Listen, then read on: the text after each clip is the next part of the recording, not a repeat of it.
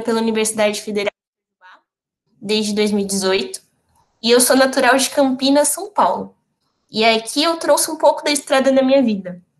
E para começar a estrada da minha vida, eu tenho que começar um pouquinho antes do meu nascimento. E a minha história ela começa na Nigéria, mais especificamente, sobre os meus pais. Os meus pais, eles são nigerianos, eles estão aqui no Brasil desde o início dos anos 80. E os meus pais, para tudo, sempre foram o meu maior exemplo de perseverança, de correr atrás do que a gente quer, de incentivadores de sonhos e de batalhadores mesmo. Porque imaginem vocês a condição de pessoas que vieram para um país onde eles estavam sem a família deles, onde eles não sabiam a língua e onde eles tiveram que se virar e criar 5 filhos. E eu sou a terceira dos 5 filhos. Eu tenho mais 2 irmãos e 2 irmãs. Algumas das minhas irmãs acho que estão aqui na live também. E é um aprendizado constante e é muito bom saber que nós não estamos sozinhos e que temos pessoas para nos apoiar e a não deixar a nossa peteca cair e nem a gente desistir dos nossos sonhos. Então, eu agradeço muito aos meus pais, acho que minha mãe também está aqui na live, não sei. E a história deles, muito dos valores deles, muito da história deles, me moldou a ser essa pessoa que eu sou hoje, né? Se hoje eu sou o que eu sou, eu devo muito disso aos meus pais e também aos meus irmãos, né? Acho que eu acredito que essa seja a minha base e o meu alicerce para tudo. E aí entra na história de como começou a minha vida com engenharia mecânica. Eu sempre fui uma criança muito curiosa, de querer entender as coisas, como funcionava, e de inventar coisas também. E no ano de 2009, eu ingressei no Cotil, fazendo técnico em mecânica. E antes de eu entrar nesse curso técnico em mecânica, eu passei por algo que eu considero que foi uma das minhas primeiras dificuldades, digamos assim. Eu vim de escola pública e para poder passar no colégio técnico, nós temos que fazer prova. É tipo um vestibulinho que o pessoal chama. Só que nesse vestibulinho, você concorre com pessoas de todos os níveis. Gente que estudou a vida inteira em escola particular e gente que estudou a vida inteira em escola pública também. Só que a gente percebe, eu acredito que com o técnico, foi a minha primeira percepção da sociedade, né? Dessa questão da desigualdade que existe na nossa sociedade hoje, em termos de ensino também. E com muita batalha, muito custo, eu consegui passar no curso técnico em mecânica, no Cotil, onde eu iniciei em 2009. E no meu curso tinham 3 meninas, numa sala de 40 alunos. Nós 3 aqui, acho que o tempo fez muito bem pra gente, que hoje a gente tá mais bonita, né? E esse foi o primeiro momento, assim, que eu percebi algo bem crítico, porque nos outros cursos técnicos que tinha naquela escola, nós víamos mais meninos. E no meu curso tinham 3 e foi até um dos recordes, assim, para mecânica. E a gente percebe o quanto que a mulher ela não é incentivada a estar naqueles lugares. E foi muito importante ter essa moça que está aqui no meio, que é a Amanda, porque ela era uma moça negra também que estava na minha sala. E é muito importante, né, a gente ver essa questão da questão racial mesmo. E a gente não se dá muito conta a respeito disso. Eu lembro que na minha sala do ensino fundamental, por ser escola pública, eu via mais pessoas negras. Então, quando eu entrei no colégio técnico, essa foi uma realidade que eu não via. Tanto é que se a gente for ver essa foto aqui é da minha foto da minha turma de formandos. Lés, a gente não tá vendo sua tela. Desculpa te interromper, mas não tá aparecendo pra gente. Ai, perdão.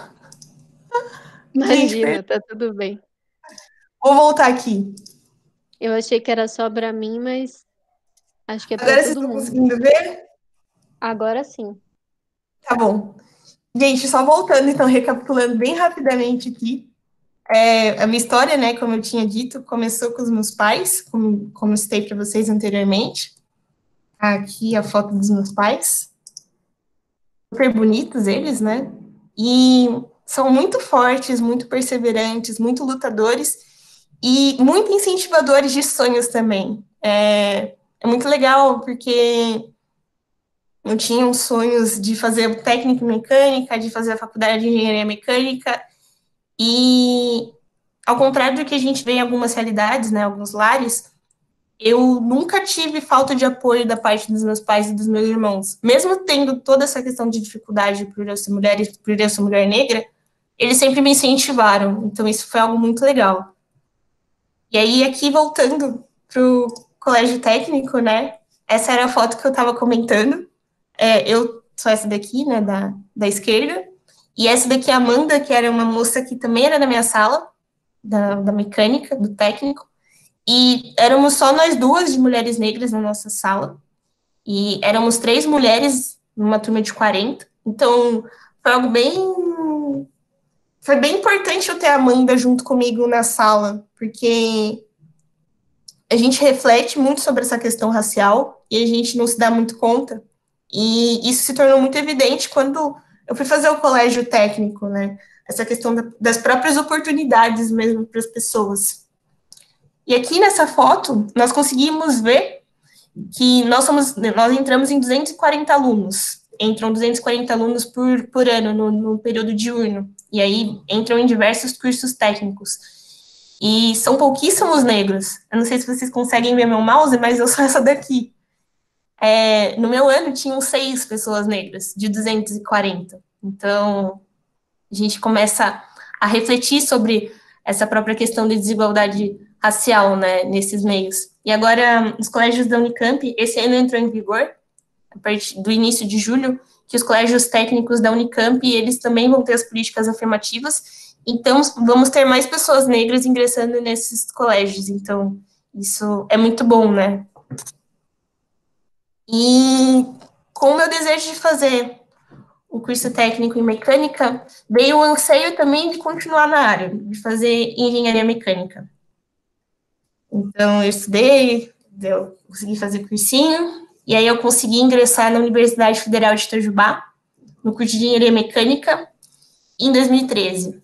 E ingressar no curso de engenharia mecânica numa universidade renomada como o Unifei foi algo de muita conquista para mim. Eu fiquei bem feliz com isso na época, porque é uma conquista muito grande, né? A gente conseguir entrar numa universidade, e principalmente para o nosso contexto social, né? E, mais uma vez, essa questão da desigualdade racial, ela se mostrou grandemente evidente. Por que eu digo isso? Tanto racial quanto de gênero. Na minha sala entraram 80 alunos, e éramos eu e mais 4 meninas. 75 meninos. E era muito engraçado, porque a gente via bem evidente essa questão de gênero e a questão de raça na própria universidade. E, e as pessoas elas não refletiam muito sobre isso, sobre essa questão.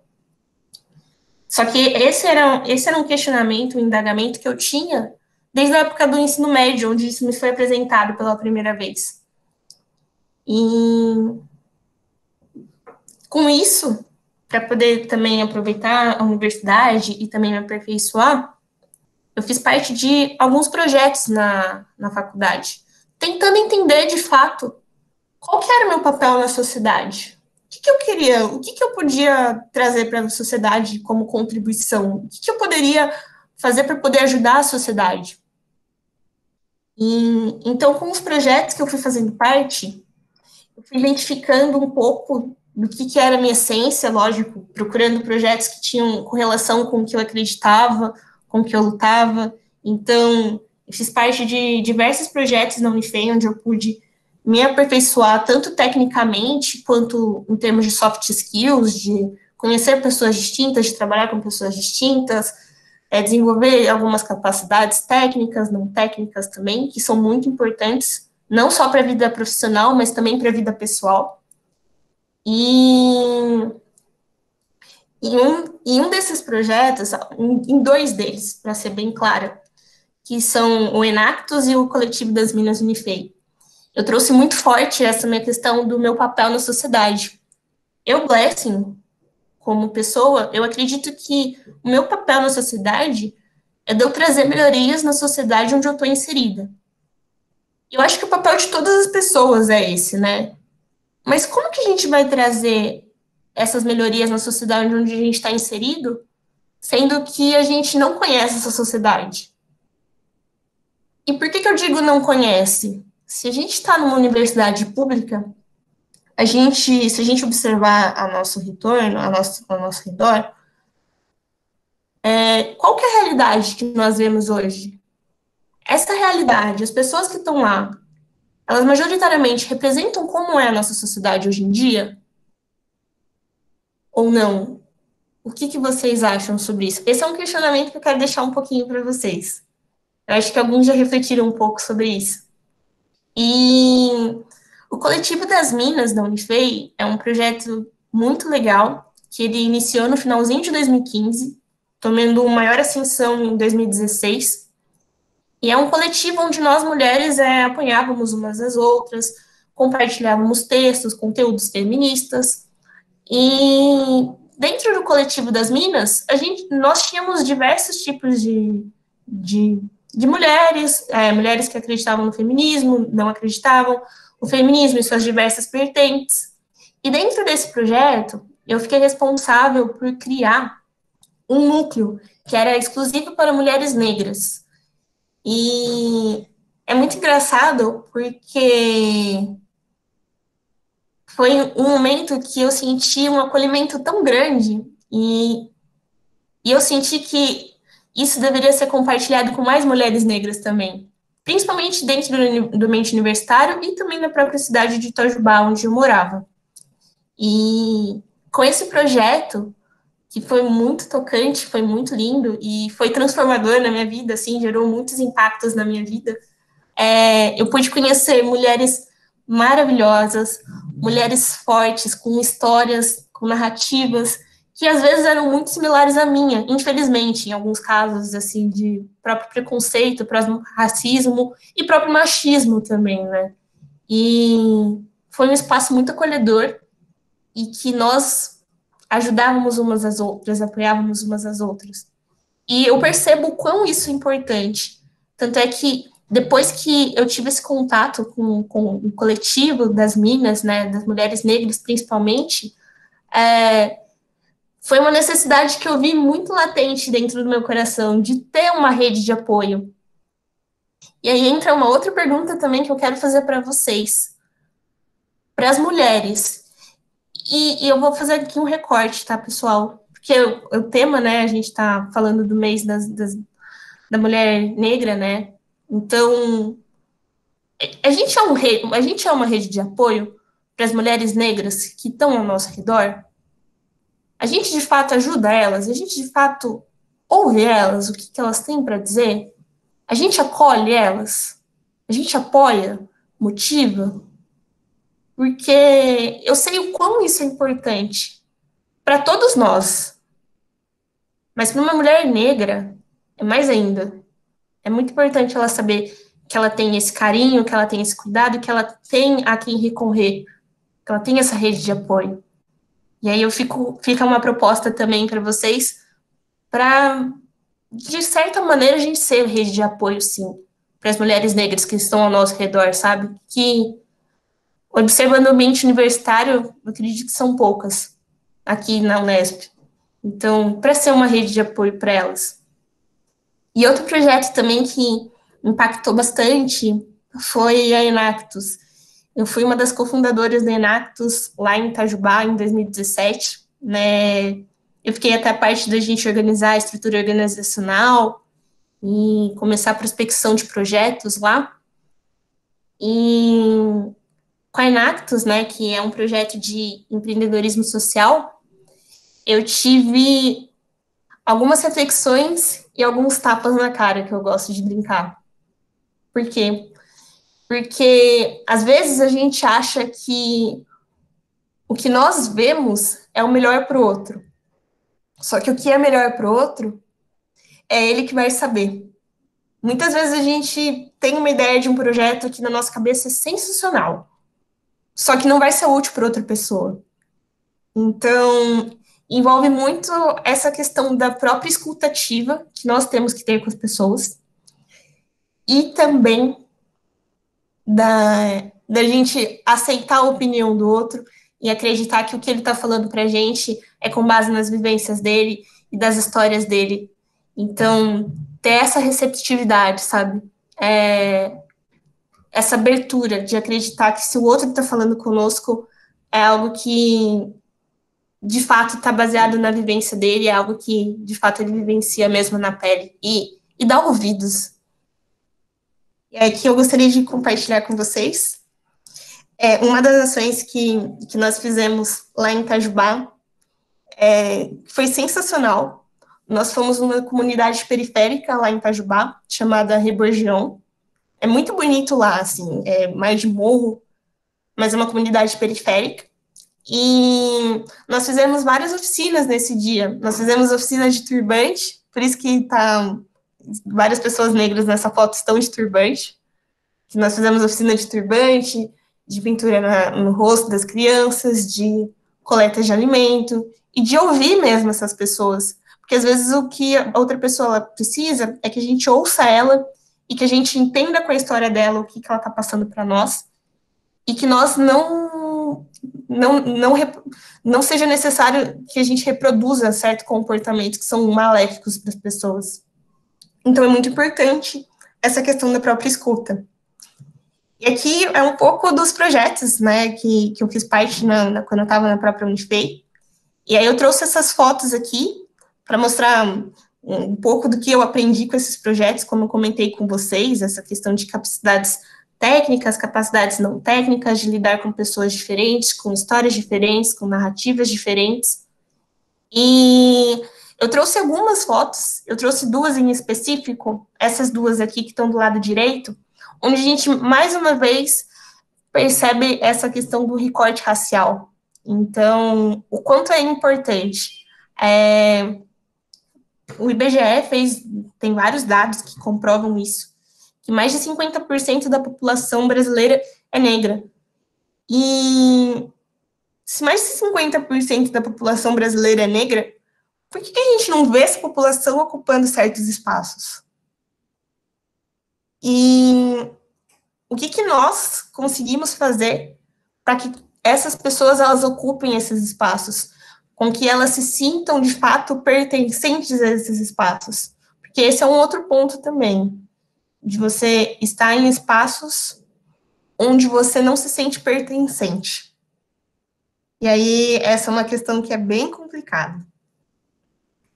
Mas vamos lá para o lado continuando a minha história. Então, fiz a parte aqui do Enactas, do Coletivo das Minas. E aí, em 2017, foi meu último ano em Itajubá. Foi um ano bem desafiador, um ano de bastante batalha, eu gosto de dizer, porque foi um ano bem conturbado, mas bem conturbado no sentido de intenso, assim, de fazer diversos processos seletivos de estágio, porque eu já estava para me formar, então eu queria arrumar um estágio, e de diversas viagens na madrugada para poder fazer esses processos seletivos, de trabalhar também à noite. Eu trabalhava no meu último semestre numa lanchonete, porque eu precisava de dinheiro para poder fazer os processos seletivos, porque eu fazia processo seletivo para vários cantos, e, lógico, focando no interior de São Paulo, e também no estado de São Paulo como um todo, e foi algo muito legal, essa experiência de viajar para vários lugares, assim, pegar bastante ônibus, mas também, durante esses processos seletivos, eu percebi mais uma vez essa questão do recorte racial. O recorte de gênero, pela minha formação, né, que é de engenharia mecânica, e também o recorte racial, onde a gente não via pessoas negras. E em 2018, eu passei para fazer estágio na Whirlpool, que é onde eu estou até hoje, por isso que eu estou aqui em Rio Claro. Eu estou desde janeiro de 2018. Eu entrei para poder fazer estágio, e em setembro de 2018 eu fui efetivada, e eu trabalho na parte de desenvolvimento de produtos de lavanderia da Whirlpool, ou seja, as máquinas de lavar. E é um aprendizado muito grande, porque a gente entende todo o universo de máquinas de lavar, toda essa parte de engenharia bruta mesmo, e é algo muito legal, assim, está muito correlato à minha profissão, de fato. E eu trouxe essa foto aqui para vocês, para poder mostrar mais uma vez essa questão do recorte que nós vemos, essa questão do recorte de gênero e do recorte de raça. Eu não sei se vocês vão conseguir me ver, mas eu sou essa daqui que está no cantinho. Eu sou a única mulher negra do meu setor. Meu setor tem mais de 100 pessoas. E eu sou a única mulher negra. Temos mais uma pessoa negra. Esse cara aqui é o mais um cara negro que tem no meu setor. Somos só nós dois. Com isso, eu trago esse ponto para vocês, para a gente até mesmo se questionar sobre o que a gente está fazendo para, de fato, incluir as pessoas. Porque mais de 50% da população é negra do Brasil. Cadê esses 50%? Como que a gente está promovendo essa inclusão dessas pessoas? O que nós estamos fazendo para poder trazer essas pessoas também para cá? Eu gosto da minha história. Eu até brinco que tem uma frase de quem vê close não vê corre, porque foi uma história de muita luta, de muito posicionamento e também de muita vitória, né, com isso. Só que se eu for parar para pensar e analisar a minha história ela não é regra, a minha história é exceção. E eu trago esse questionamento para vocês porque é um questionamento que eu também tenho. O que a gente traz de melhoria na sociedade onde a gente está inserido? Como que a gente faz isso? E é isso.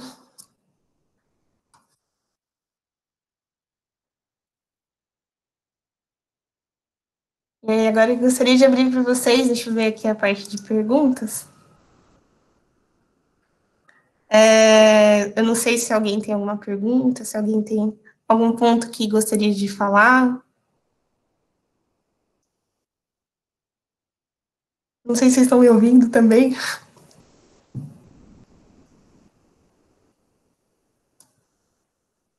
Ai, Deus, acho que não. Ah, beleza. Oi, Dani. Tudo bem? Oi, amiga. Eu tô te ouvindo sim. Parabéns pela apresentação. Eu fiquei sem falar porque, assim, tipo, mano, eu tava refletindo aqui, tipo, como pessoa branca, tipo, estando inserida nas redes sociais e estando no contexto da universidade pública, a gente tá, tipo, um pouco mais inserido nessas questões de discussão em relação ao racismo do que pessoas que não estejam nesse espaço. Mas, assim, tipo, mano, é sempre um baque, assim, tipo, ver essas fotos, tipo, poxa, sou a única pessoa negra no rolê. E aí, tipo, mano, eu, como pessoa branca, eu nunca, tipo, estive em um lugar olhando para outras pessoas brancas pensando, nossa, outras pessoas brancas, que nem eu. Então, tipo, mano, a gente para refletir, é foda, velho. É foda. Eu acho que esse ponto, o Rafa, muito obrigada por ter compartilhado também. Acho que não é um finger point, tá? Eu acho que é mais um ponto do que a gente consegue fazer, nós como sociedade, o que a gente consegue fazer para poder inserir essas pessoas de fato, sabe? Como que nós conseguimos incentivar essas pessoas. E eu acho que um outro ponto muito legal que está acontecendo na minha vida, assim, é os movimentos que eu considero muito importantes e são de muita luz. Eu estou fazendo parte de um projeto se chama Se Candidate Mulher. Eu estou como voluntária na parte de Community Manager. E o projeto está enorme, assim, está sensacional. E ele incentiva mulheres a, de fato, barrar essa questão da própria síndrome do impostor. Porque eu não sei se vocês sabem, mas tem um estudo da HP que foi feito onde mulheres, elas não se candidatam à vaga se elas não têm quase 100% das competências que são exigidas. E já homens, eles se candidatam com 60%. E aí, por que entra esses números, né, essa discrepância? E aí eu acho que entra muito nessa questão da nossa própria capacidade, né? Eu acho que nós, como mulheres, eu vejo assim, tá? Não estou dizendo que é uma verdade universal, mas eu vejo que muito nós, como mulheres, nós precisamos tipo, ser excelentes para alguma entrega, para alguma coisa, para uma vaga, e precisamos estar, assim, perfeitas. Sendo que nós... Pessoal, tá travando para vocês?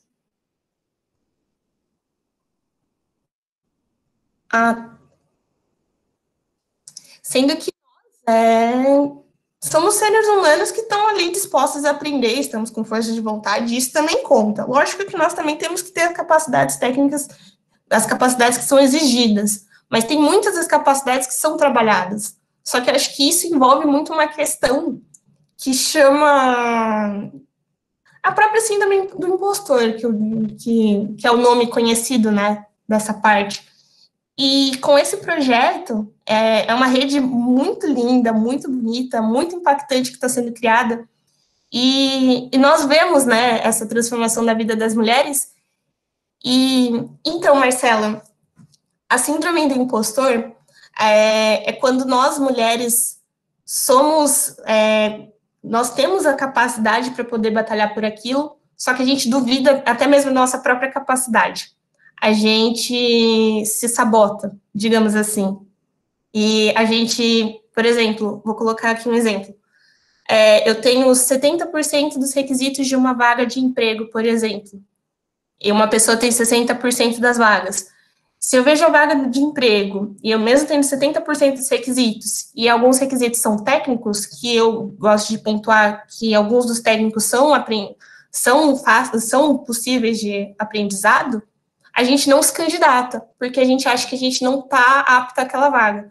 Só que eu vejo e esse estudo da HP, ele mostra justamente esse ponto, que homens, quando vê uma vaga, e eles têm 60% dos requisitos, eles se candidatam, eles se aplicam àquela vaga sem hesitar.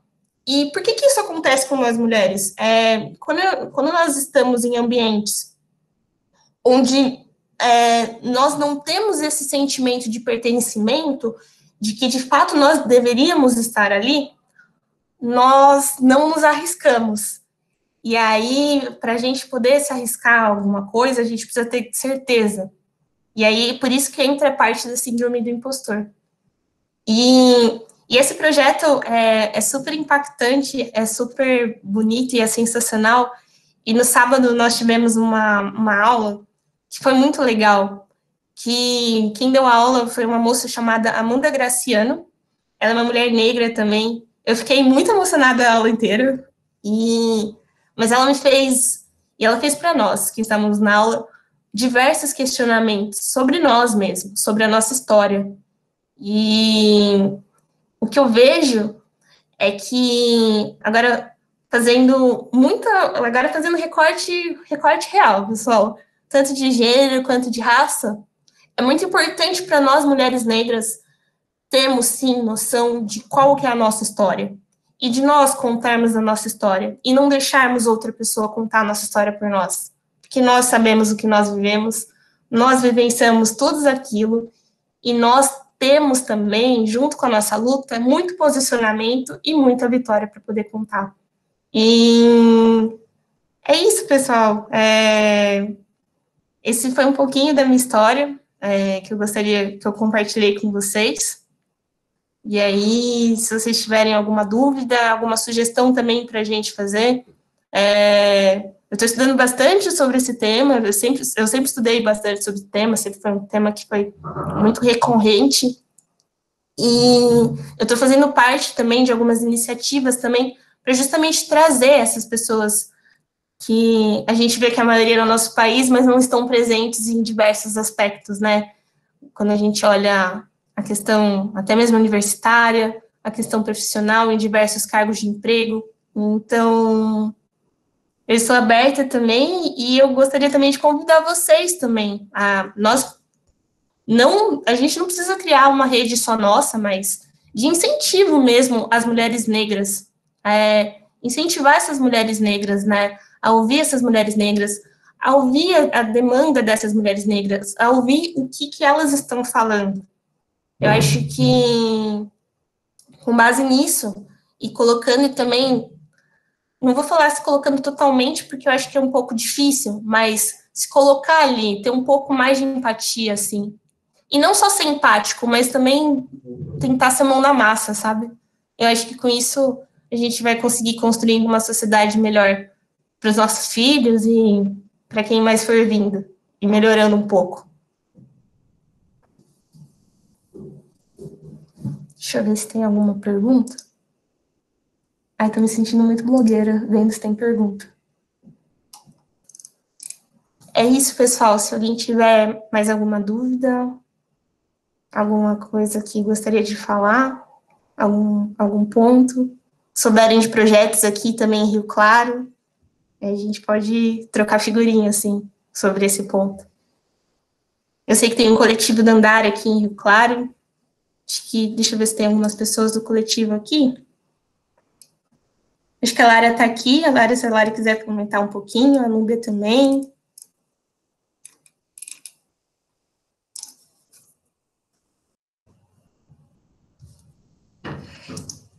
Legal. E tem esse TED da Chimamanda, né? A Chimamanda, ela também é nigeriana. E ela fala, né, sobre esse TED dela, é sensacional, Letícia. Muito obrigada por essa recomendação, que fala sobre o perigo de uma única história, né? Inclusive, recomendo Chimamanda como escritora para vocês. Tem vários escritores africanos que são muito bons. A Chimamanda é uma escritora nigeriana ótima. Tenho também o Chigozie Obioma, que ele escreveu um livro chamado Os Pescadores. Tem muito escritor muito bom, gente. Recomendo muito para vocês.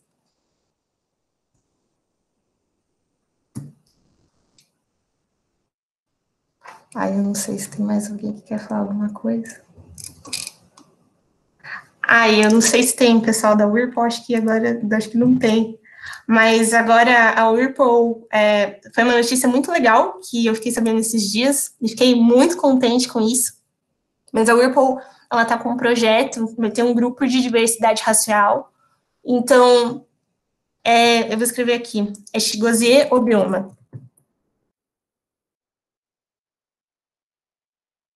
E a Whirlpool está com um projeto muito legal de diversidade racial, vai começar agora. Estou muito animada com esse projeto e vai ter várias iniciativas que nós vamos fazer.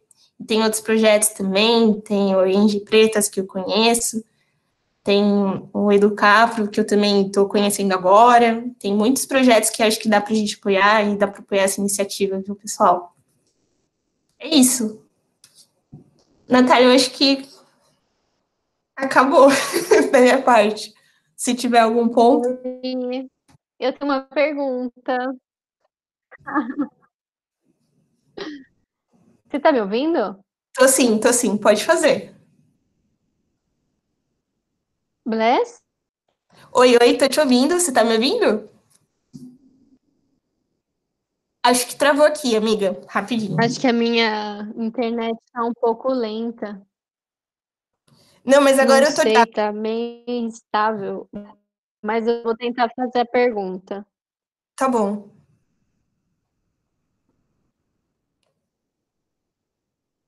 Minha pergunta vai no sentido de tentar entender uma perspectiva sua de que o papel da universidade é fundamental que a universidade discuta, né, a questão Uhum. racial, inclua, né, pessoas dentro dela.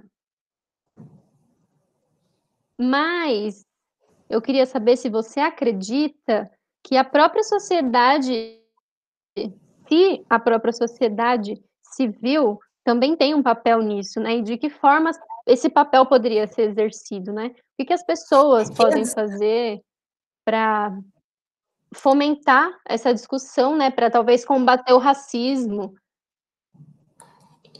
Exatamente, excelente colocação, Natália. E esse ponto, lógico, tem as políticas afirmativas, que é um meio que as universidades elas estão tentando inserir essas pessoas, só que entra muito na questão também, Natália, do próprio pertencimento dessas pessoas.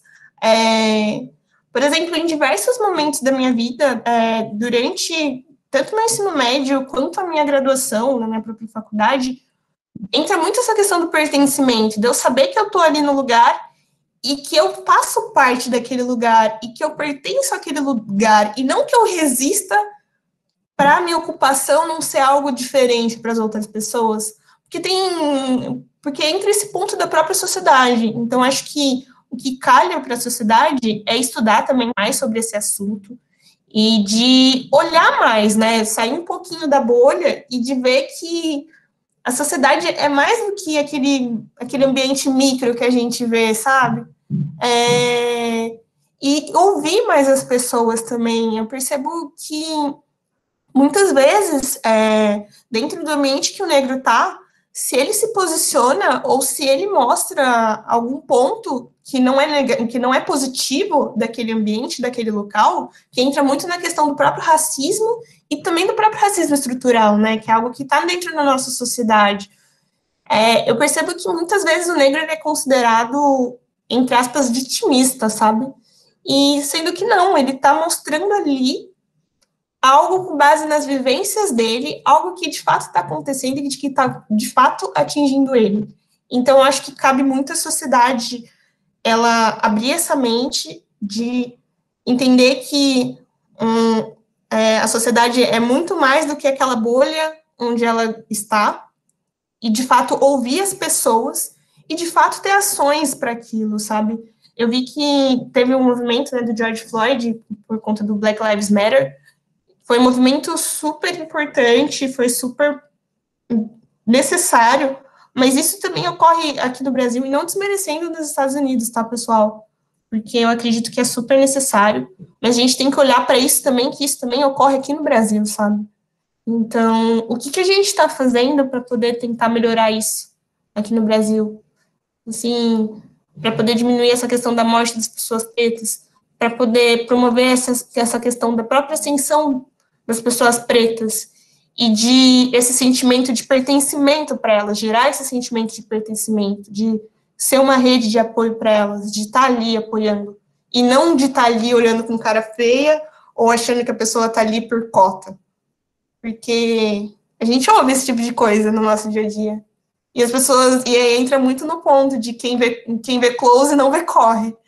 E é necessário esse tipo de questionamento e esse tipo de apoio, e de nós questionarmos ali qual que é o ambiente que a gente está vivendo, se a gente está convivendo com pessoas pretas, se a gente está de fato inserindo as pessoas pretas.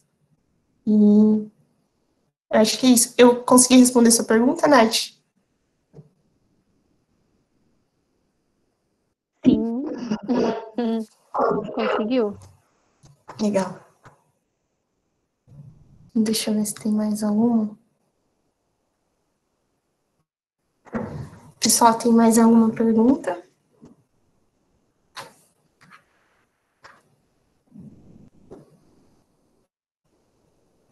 Não sei. Se alguém tem alguma coisa para falar também. Gente, é uma conversa, tá? Pelo amor de Deus, podem falar. Não se sintam coagidos, podem falar, é uma conversa. Eu tenho uma pergunta. Pode falar, Franciele. Dentro disso que a Nath falou, né, do ambiente universitário ser um ambiente onde existe uma maior militância, né, um maior espaço para a gente se sentir acolhido. Como que você sentiu a discrepância quando você saiu do ambiente universitário e foi para o mercado de trabalho, quando você quebrou essa bolha? Foi difícil? Você conseguiu construir outras redes de apoio? Como que está sendo? Porque eu tenho muito medo disso, sabe? De quando eu saí da minha bolha universitária e ir para fora e ver que é tudo diferente, acabou, e nossa, o que eu vou fazer? Exatamente. Nossa, uma pergunta muito boa, Franciele.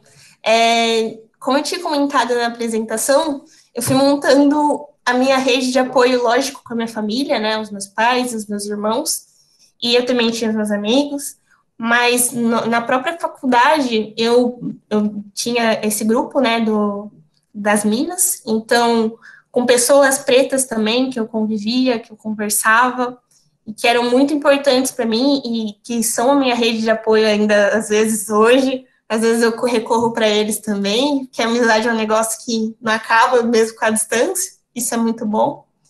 E quando eu mudei para cá, para Rio Claro, eu acho que foi uma discrepância bem evidente, porque eu entrei no mercado de trabalho e eu me vi sozinha no meu setor. Eu vi só eu como mulher negra e pouquíssimas mulheres. Tanto é que a Whirlpool agora ela está com uma política, né, de currículo às cegas, que eu acho que isso é bem legal, porque você é avaliado pelas suas competências e não pelo seu gênero, né, não pelo seu sexo. Então, nesse esquema do currículo às cegas, você não vê se é homem, se é mulher. Então, acaba um pouco com essa questão do viés que a gente tem, o viés inconsciente. E foi muito legal porque hoje eu percebo que tem mais mulheres no meu setor, mais estagiárias, porque quando eu entrei no meu setor era eu e mais uma, e hoje de 10 estagiários, 6 são meninas. Então, eu acho que nessa questão de gênero, a Whirlpool já está começando a se posicionar, e eu acho que isso é bem interessante. E na questão de raça, eu acredito que agora com esse movimento, né, desse grupo de diversidade racial, vai promover muito mais esse incentivo a pessoas negras, a elas estarem nas vagas, a capacitar as pessoas negras também para estarem nesses locais, para poder serem também esses locais. Por enquanto, agora eu tenho uma rede de apoio, acho que tem algumas das minhas amigas que estão aqui, e é muito importante para mim essa questão da rede de apoio, eu sempre reforço isso, porque é o que dá motivação para a gente. Quando a gente está legal, a gente precisa ter com quem compartilhar. Quando a gente não está legal também, a gente precisa ter com quem compartilhar. E eu estou muito contente, porque agora eu estou criando uma rede de apoio aqui em Rio Claro. Era algo que eu tinha lá em Itajubá, mas com a minha mudança de estado, meio que dissociou um pouco isso. Então, eu comecei a criar uma rede aqui em Rio Claro, e tem pessoas negras com quem eu consigo compartilhar, e isso é muito positivo, isso é muito grandioso para mim. E eu quero que tenha mais, né, mais pessoas, eu quero conhecer mais gente. Eu gosto de conhecer pessoas. E eu acho que é isso, assim. A gente tem que promover essa rede, que é muito importante, porque senão é complicado. Principalmente para debater sobre diversos temas, sabe? Assim, então, você ter uma rede onde tenha pessoas que tenham vivências um pouco parecidas com a sua é muito importante. A minha rede profissional, né, uma rede de apoio profissional, assim, racial, eu diria que eu não tenho tanto, mas profissional eu estou criando, eu estou construindo, e está sendo muito legal para mim também, assim, de conhecer outras perspectivas e aprender um pouquinho mais com as pessoas, né. Eu não sei se eu respondi essa pergunta, Franciele. Les, eu tenho uma pergunta. Oi, Carol, tudo bem? Pode fazer. Bem, você. Tudo bem também. Então, uma hora você falou de botar a mão na massa, né? Das pessoas se colocarem para ouvir e mais do que isso, botar a mão na massa. Aí eu queria que você falasse um pouco como que você acha que pessoas não racializadas podem contribuir nessa luta antirracista, assim, né? Como... Legal. Boa pergunta, Carol. Primeiramente, eu vou falar um exemplo bem rápido aqui, do movimento hashtag Black Lives Matter. É um movimento super importante, super legal, só que, gente, eu acho que não é só uma hashtag, tá? Eu acho que a gente pode fazer muito mais do que isso. A gente pode, sim, promover essas rodas de discussão, eu acho que são muito importantes, são super pertinentes, e isso mostra um pouco para as pessoas. Eu fico muito grata porque aqui eu tenho 26 pessoas me ouvindo, estou me sentindo muito blogueira, e é muito importante porque eu tô percebendo que eu tô sendo ouvida por vocês, isso é muito edificante, e eu acho também que as pessoas que não são negras, né, as pessoas não negras, elas precisam promover esse tipo de debate nos seus meios. Elas precisam debater esses temas nas suas rodas e elas precisam também pesquisar, estudar. Tem um portal que chama Geledese, vou até colocar aqui para vocês o nome, e tem muita coisa. Eu acho que hoje em dia, lógico, eu estou fazendo um recorte considerando o público universitário, tá? Pessoas que não têm acesso a esse tipo de informação, como não público universitário, aí a gente tem que explicar, a gente tem que também ajudar esse tipo de pessoa a ter acesso a esse conteúdo. Mas partindo do pressuposto, Carol, que é o que a gente está conversando, que é o público universitário, eu acho que as pessoas elas conseguem sim ter acesso a bastante informação, a pesquisar sobre bastante coisa, a pesquisar sobre a questão do colorismo, a pesquisar sobre a questão de discriminação racial, a pesquisar sobre termos que são racistas, que não precisam ser utilizados, a pesquisar sobre local de fala, a pesquisar sobre se posicionar sobre nos seus meios, se tem é que nem eu penso que é o mesmo pressuposto do machismo. Se a gente tem um brother que é super machista, a gente tem que dar o toque para ele que ele está sendo machista e tem que jogar isso na cara dele, não ficar rindo das piadinhas, sabe? Não falar nada, sabendo que ele está falando coisa errada e ser omisso. Eu acho que parte do mesmo pressuposto para a questão de raça também. A gente está vendo que alguém está fazendo comentários que não são legais, comentários que são racistas, que alguém está tendo atitudes racistas, a gente tem que sim falar para essa pessoa sobre esses pontos. E também de promover essas pessoas negras, né? A gente hoje tem muito artista negro, tem muito artista negro, tem muita gente na mídia negra, tem muitas pessoas que são negras que estão divulgando bastante conteúdo por aí. Então, de alguma maneira também compartilhar, ter acesso a esse conteúdo que esse pessoal está compartilhando, sabe? Eu não sei se eu respondi essa pergunta, Carol.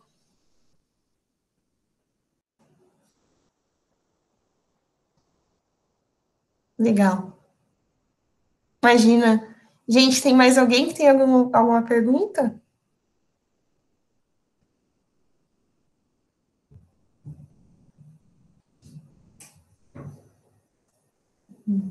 Deixa eu ver se tem aqui no...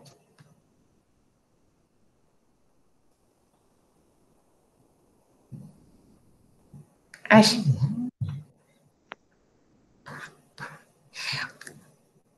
gente, outro ponto também que eu gostaria de falar, tá? Só para poder deixar pontuar, que eu acho que é muito importante. Eu compartilhei com vocês a minha história, só que a minha história, eu não gosto de considerar que a minha história é um case regra, sabe? Que é um case de sucesso, que é uma regra. A gente sabe que isso não acontece com a maioria das pessoas negras. Então, porque às vezes tem pessoas que veem, não, mas olha ali, tem a Blessing. É um exemplo. Gente, acho que é uma regra que as pessoas negras elas não tenham acesso a esse tipo de locais onde eu tive oportunidade. E a gente tem que fazer com que a regra seja outra, que essas pessoas negras elas tenham acesso a esse tipo de local. Então, lógico que eu também agradeço muito, muito, muito aos meus pais. Eu acho que minha mãe está ouvindo, não sei. Minha mãe, meu pai, meus irmãos também, os meus irmãos também, porque eles sempre me incentivaram a respeito dos meus sonhos. Por mais doidos que fossem, de eu querer fazer técnica em mecânica com 14 anos, e eles falarem, mas você tem certeza? Tenho. e incentivarem isso, e de me incentivarem a dentro de engenharia, e também de me prepararem psicologicamente para isso, porque eu, como mulher negra, nesses locais, eu percebo que ser boa não basta, tem que ser muito boa para poder ser vista. Então, essa questão do próprio fortalecimento, assim, para poder... Esses incentivos meus pais, eles deram, assim. E eu quero ver, na verdade, mais pessoas pretas também ocupando espaços que a sociedade considera que não são espaços para eles ocuparem, porque é importante. E é, de fato, mostrando um retrato da nossa sociedade. E aí, para poder... eu queria fazer uma perguntinha para vocês. Na verdade, plantar uma sementinha, né? Se for possível. Se eu plantar uma sementinha, essa sementinha vingar em uma pessoa, eu já fico feliz demais, assim. Cara, o que a gente pode fazer para apoiar essas pessoas? E aí é com isso que eu fecho a minha fala de hoje. Obrigada, pessoal. Acho que não tá aqui. Maravilhosa.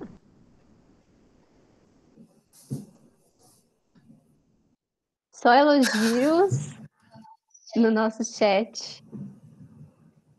Melhor blogueira, extremamente pertinente, necessária, feliz.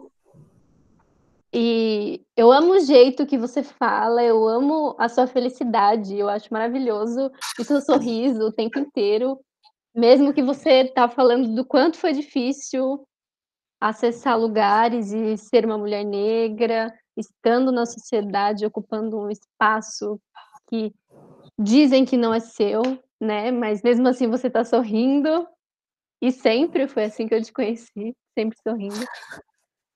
Eu te agradeço muito pela sua fala, tenho certeza que, com certeza, a reflexão ela existe, né, com certeza, depois de ouvir um pouquinho você.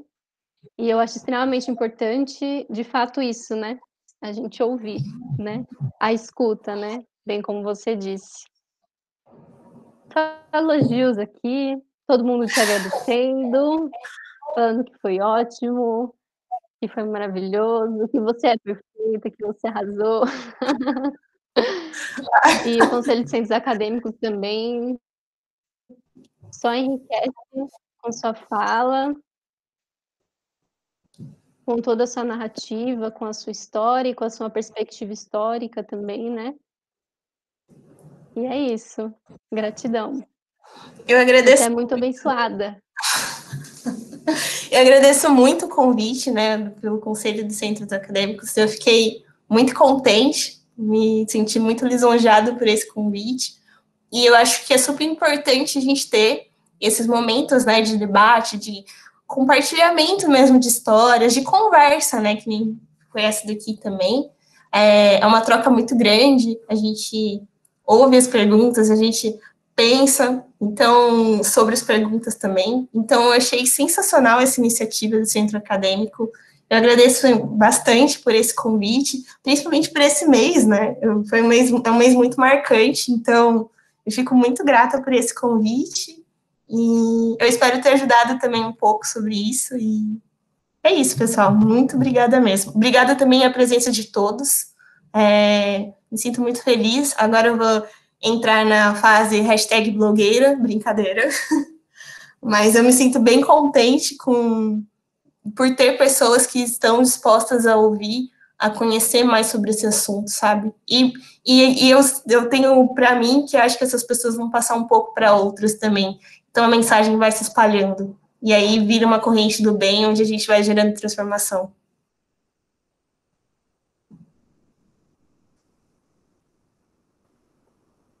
A gente agradece muitíssimo você também. Tá trabalhando na quarentena, não tá fácil. E você tá aqui conversando com a gente, com toda a paciência e todo o amor do mundo que tem dentro desse seu coração gigante. A Ai, gente agradece muito, Bless. E a obrigada. presença de todo mundo também que esteve aqui. Obrigada por todos. Uma boa semana, que a semana seja de reflexão, né? E que cresça aí uma sementinha no nosso coração e na consciência também, né? É Exatamente. isso, pessoal. Até mais. É isso, obrigada, pessoal. Tchau, tchau.